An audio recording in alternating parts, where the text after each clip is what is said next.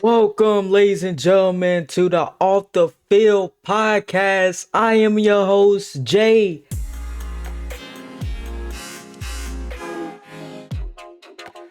Some of you guys might know me as Football Talk Reacts, Daily Gamer, Football Talk 99, whatever.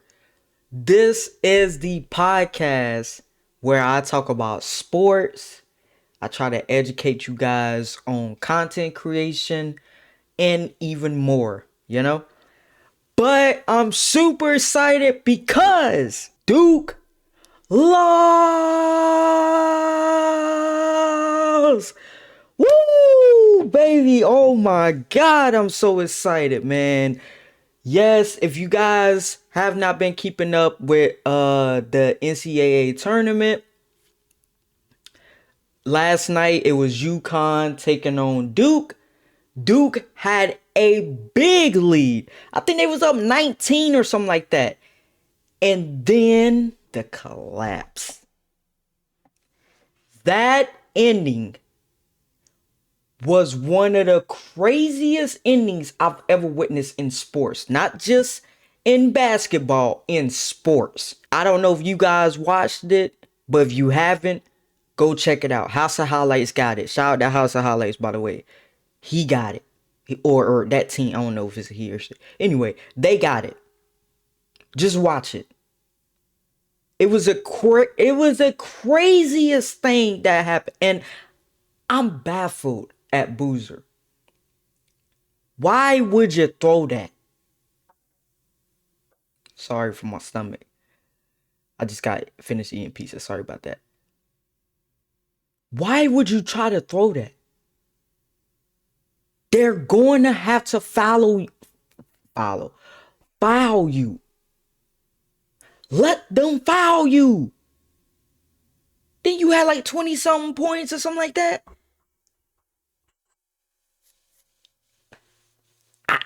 I just don't understand. And here's really why I'm really upset. I mean, not upset. Why I'm so happy. For one, I'm a North Carolina fan. I'm a UNC fan. Okay, we got bounced out in the first round and a heartbreaker. Okay, that's one. I don't like anything Duke. Nothing Duke. Okay. I got some family and stuff that I still love, I still fuck with, but if they wear that Duke around me, we can't be in the same area, or it might go down. Like seriously, it might go down. But what makes this even more exciting for me is that this was not my video, okay?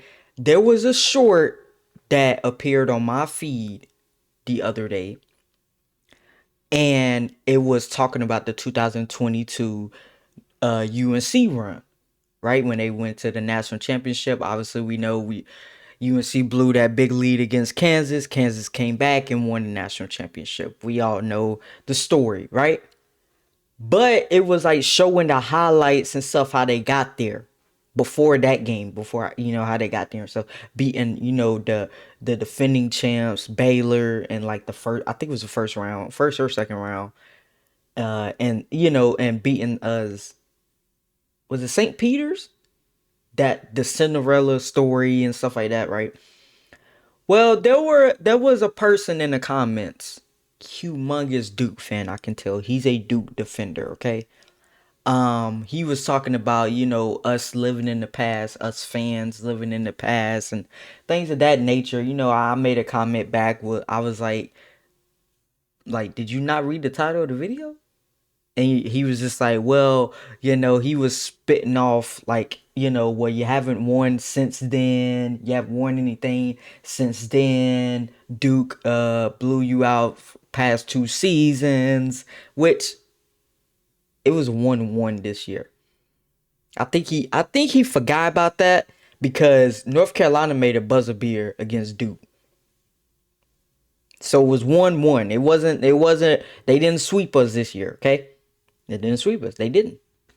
Um and yeah, he was just, obviously being a Dukin. That's why I like to call them a Dukin.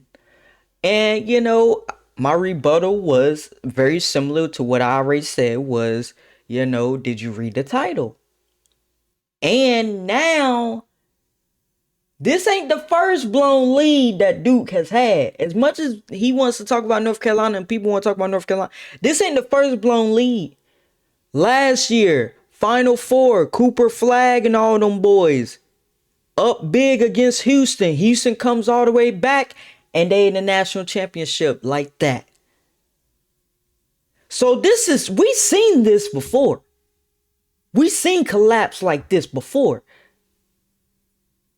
All right. Hey, I don't know what's going on. I respect their coach, by the way. I think he's a really, really good coach.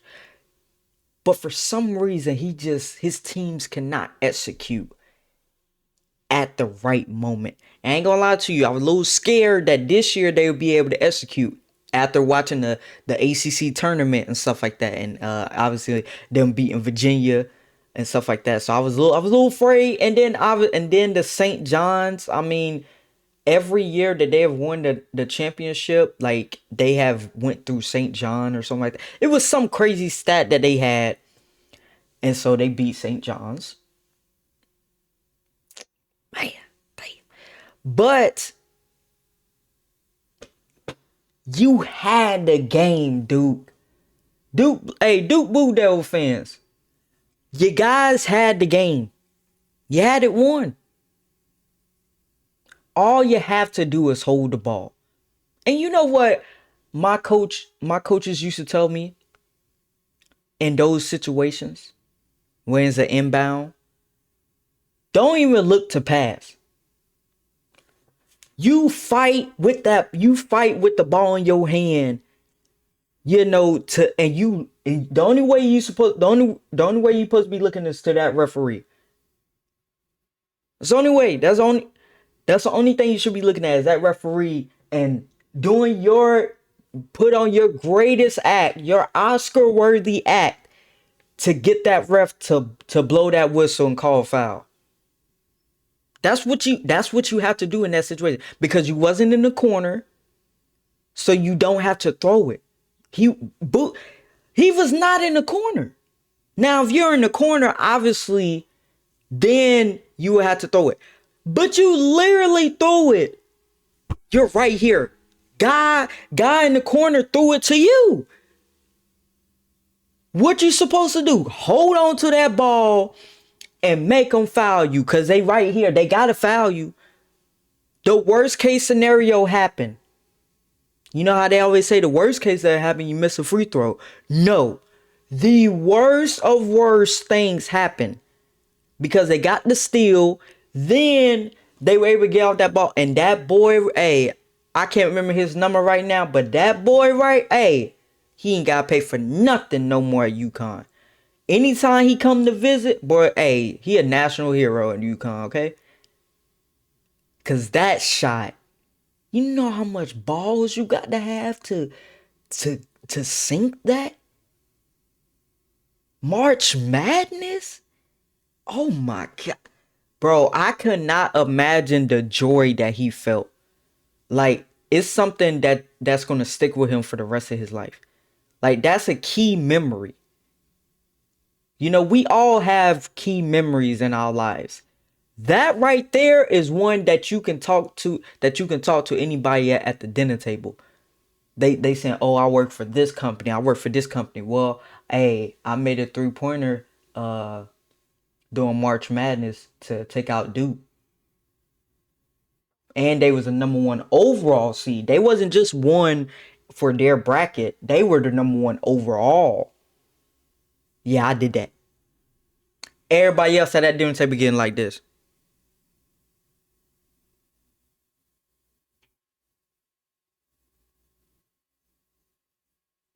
So yeah, Haley, what was your like you ain't got no rebuttal after that, cause ain't too many people can say they done that, and that right there was crazy. And like I said in my last episode, this year's March Madness has just felt different. It just felt different, guys. It really has. Last year, it got to feel a little different towards the end, you know? But this year, I'm going to be honest with you guys, I don't know who's winning the championship. I really don't. And there haven't been too many years that you could say that. Now, Arizona is probably the favorite. Yeah, definitely Arizona is the favorite. But I just don't know what's going to happen because, one bad, not getting a defensive rebound could turn into a upset. You know, like you don't know this year who's going to win it, and everybody, and this when you really knew that this March Madness, this is when we should have known that this March Madness is going to be different. When everybody's bracket, I think it was the first round, everybody's bracket was zero. Literally. I don't know if that's ever happened before. Maybe it has, but I don't remember that ever happening before since I've been watching basketball. The first week, everybody's bracket was 0.0 as far as accuracy. Do you know how insane that is? That is it wasn't 0.10. It was 0.00%. Nobody in America or the world, I don't know what, worldwide, nobody got the exact accuracy 100%. That's crazy. That is insane. And this was my first year filling out my bracket. Cause I normally do not fill out the brackets. I ain't gonna lie, I got superstitions issue. I don't know if I said that right. But I'd be like, if I fill this out, I feel like my team gonna lose. And this is why I don't do these things, guys. This is exactly why. This is why I don't talk trash when my team is about to play a big game. Like I don't say anything. I let other people talk trash. My friends and stuff, we'll go back and forth. He'll send a little shot at me or, about the team and stuff like that. I don't talk. But the one year I did was this year. A la Patriots versus Seattle. I talked a little bit. Okay? And we got our ass whooped. Okay, Seattle's defense is legit. I don't know which one is better, Houston or Seattle, but you couldn't go wrong with either one. And then this happened.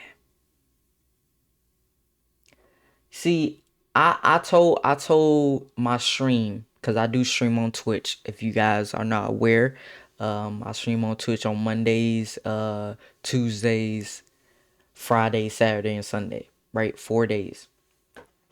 And I told them this. Yes, this loss hurt. That North Carolina loss hurts because it was a close one. If it was a blowout, you have time to be like, kind of get over it.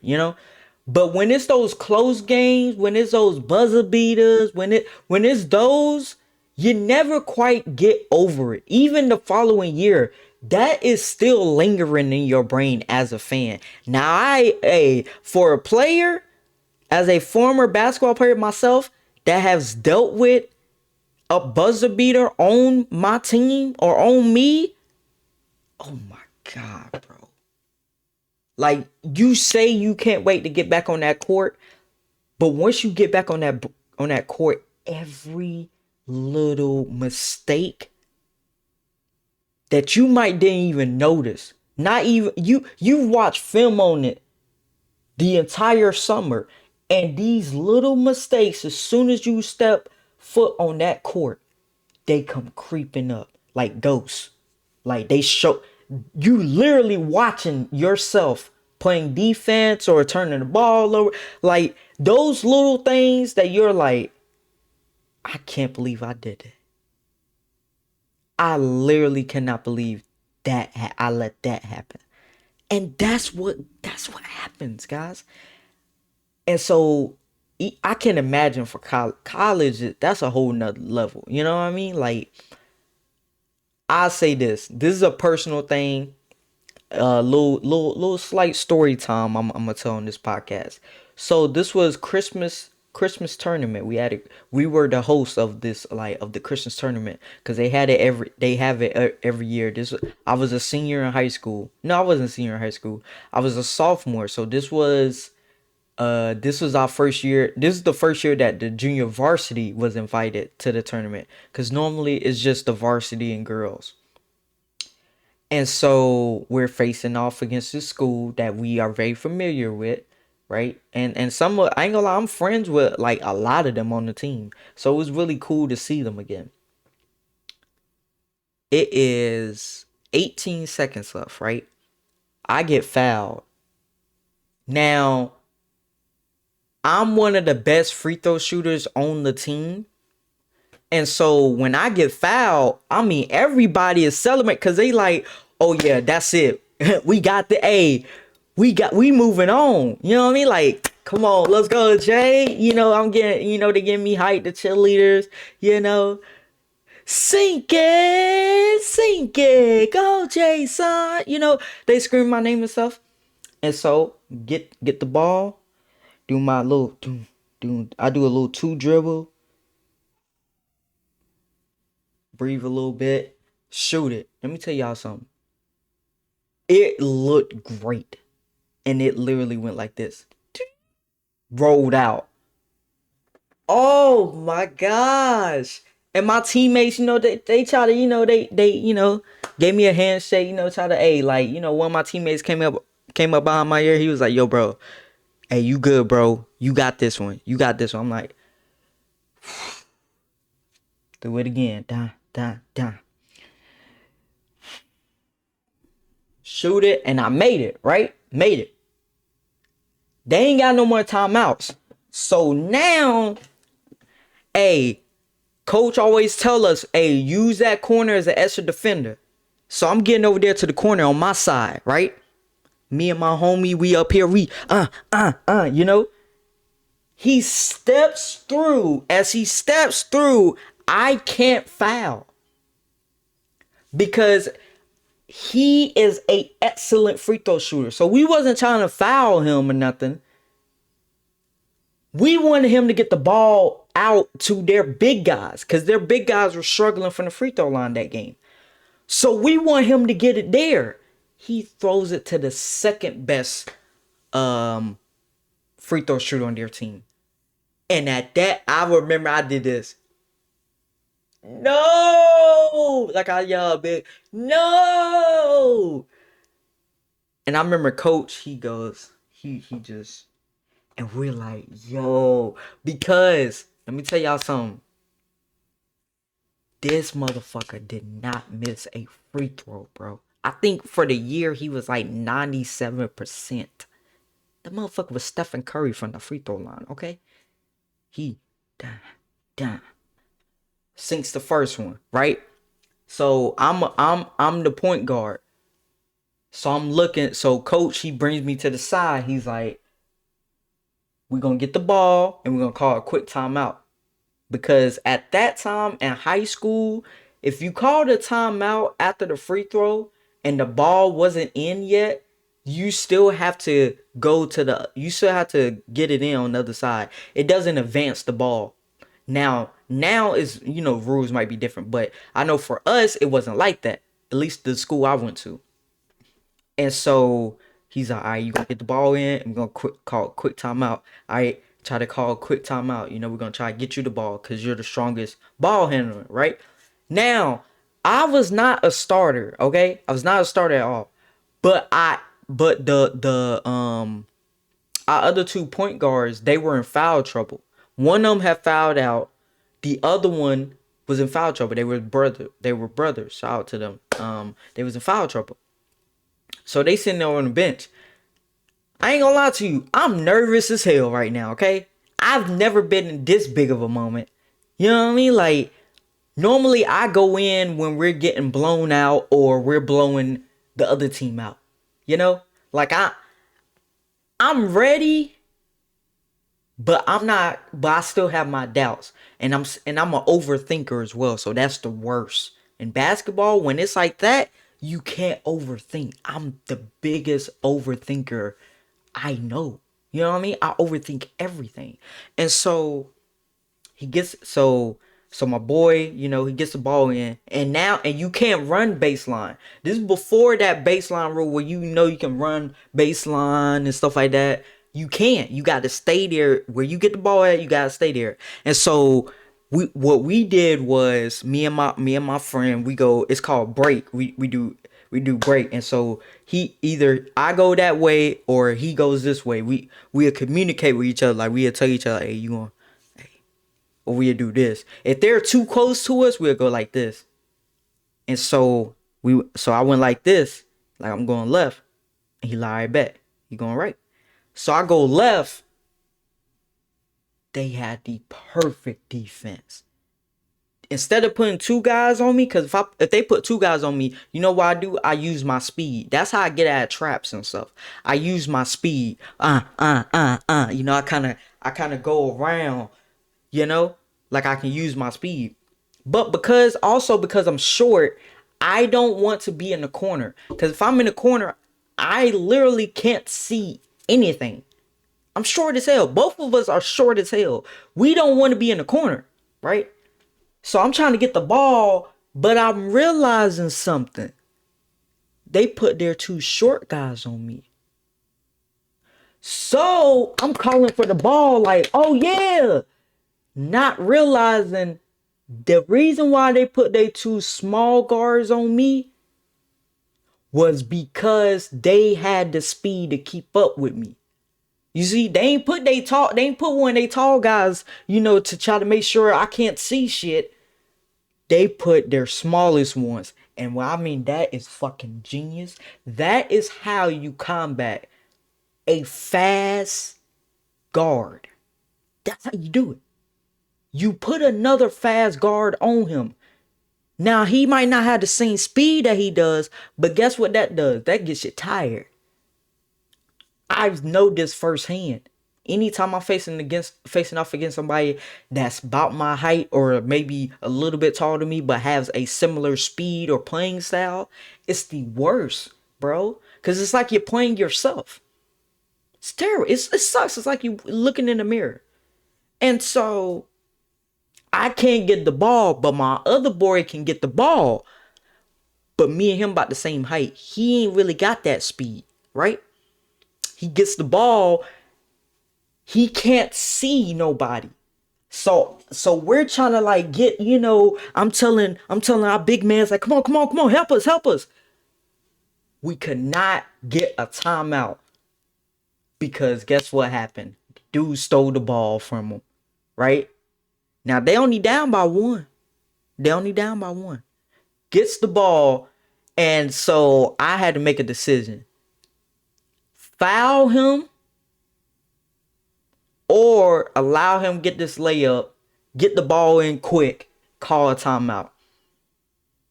I panicked. And so I went up for the foul. But when I fouled him, I went up. I tried to act like I went straight up. I went to the ref like, I trying to make it sound like I went straight up. But I didn't. I kind of like, angle him a little bit, right? But I tried to push him in the ways so he would go out of bounds. So like, cause he was already going for the shot. The dude made it. Well, I mean, I ain't gonna lie, this had to be one of the most difficult layups he's ever done, right? Cause he's like to the side, right? And he throws it and it goes over the back, go right in. Chat, let me tell you, sorry. I ain't mean to call you guys chat. Podcast. When that happened, I sat on the floor. I literally just sat on the floor and I just, like, I was in disbelief. The whole, their side was going crazy, right? Our fans, you could drop a pin. That's how quiet it was. Cause everybody just like, I see I see my family and stuff. Like they're right there and they're just, and we're all sitting there like, yo, ain't no fucking way he made that. He shoots a free throw, shoots it, makes it in. Now It's 2.1 seconds left. Now, I'm really good at the long distance shots.